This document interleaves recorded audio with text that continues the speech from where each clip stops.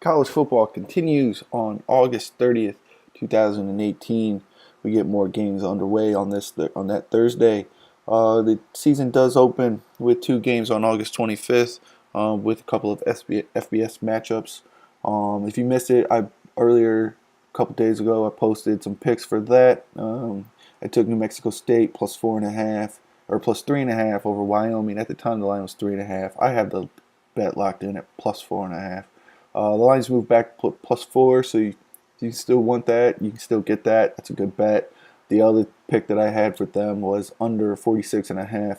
That is long gone. That's been bet down to 44.5 are the total. So the under is out as a potential play. I know it's only 2 points, but guess what? A field goal, and that beats you. So I wouldn't recommend the under 44.5. That seems a little bit too tight now. I would still recommend the New Mexico State plus 4. In the other game, Hawaii, Colorado State, I said if you needed action on this game, best play is the over. The line's moved up to minus 16, so definitely getting some action in on Colorado State. That's probably based on the return of Mike Bobo to practice this week. It's a good sign for them, but more interested in seeing just how well everybody responds. Again, like I said, there's not much defense in this game, so if you're looking for a play, the play would be the over 57.5. But now let's talk about August 30th games. I got 2 picks for the Thursday night games, so let's talk about those. First game I want to talk about for Thursday night is Wake Forest minus 6.5 or 7, depending on where you're shopping, at Tulane. The game opened at minus 7.5. It's been bet down a little bit. I think that's fine. A lot of it has to do with Wake Forest quarterback being suspended. Kendall Hinton's out for the first 3 games. And they recently announced that the new freshman, Sam Hartman, is going to be the starter for game 1. He won out. I like Wake Forest this year. I'm not a bit surprised by them. They have a pretty potent offense. I mean, last year they had 466 total offense per game, 35.3 points per game. They ran the ball extremely well. They had great quarterback play that's John Wolford. He was solid. But remember, so Hinton actually beat Wolford out for a starting spot not too long ago. I mean, he didn't perform very well in the games, but he has that potential, right? He beat out the guy who actually won the job and was back-to-back starter for 2 years.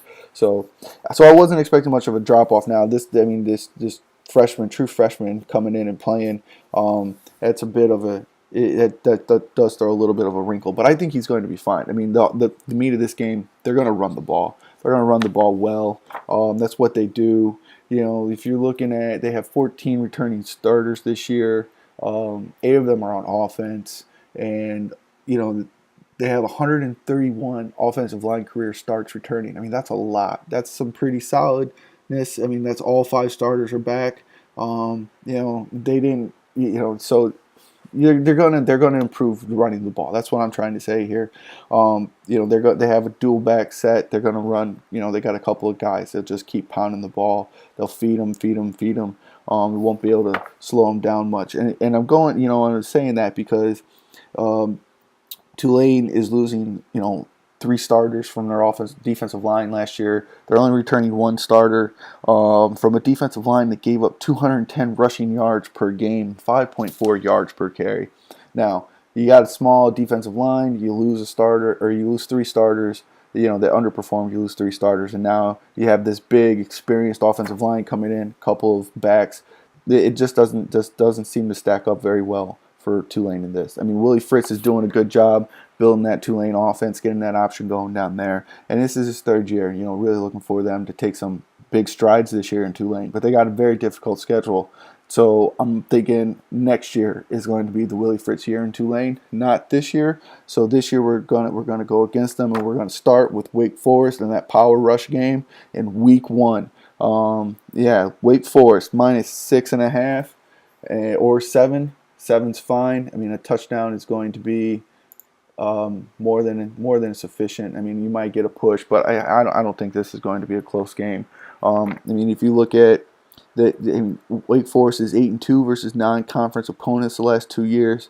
I mean, that's straight up, but that's pretty good. If you look at the ATS last year, they were 3-1-1 against the spread. As an away team, they're not that great. But I mean, Tulane isn't either. Tulane had an up year. They overachieved last year against the spread, and I always look for teams to pull back after they overachieve. And I think this is just going to be a big letdown spot. So let's go with Wake Forest minus 6.5 or 7, wherever you can find it.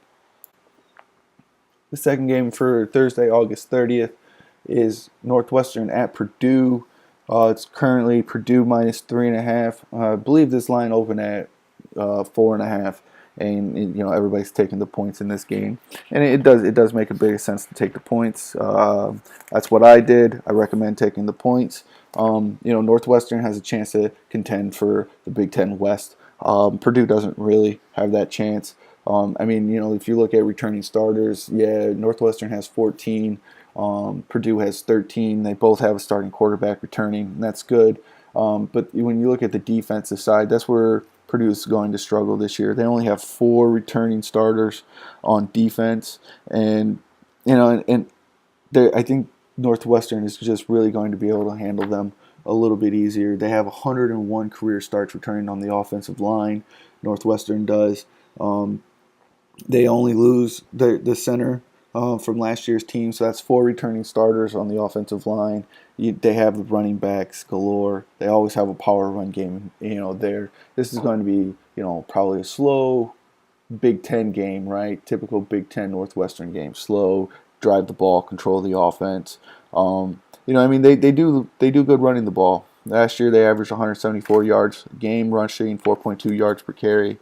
Purdue's defense did well, but again, they only have 4 returning starters, and on the defensive line, they're losing 3 starters, so they only have 1 returning starter on the defensive line. So that indicates to me that they will have some early season struggles possibly while they're developing, continuing to mesh and gel.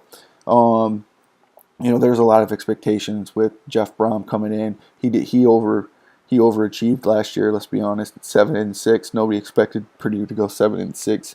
Now there's expectations there. It's much harder to play with expectations. They're going to get a bit of a reality check, I expect, with Northwestern in week 1, and we're taking the points here. And with the line already being down to 3, you're going to have to move quickly on this one. I don't see this line continuing to stop moving. It'll probably settle around 2. So you want to get at least the full field goal. It's nice to have the whole field goal. I have this locked in at 3.5. If you can find 3.5 anywhere, I recommend you grabbing that. But if not, take Northwestern plus 3. Strength of the offensive line versus the weakness of the defensive line of Purdue.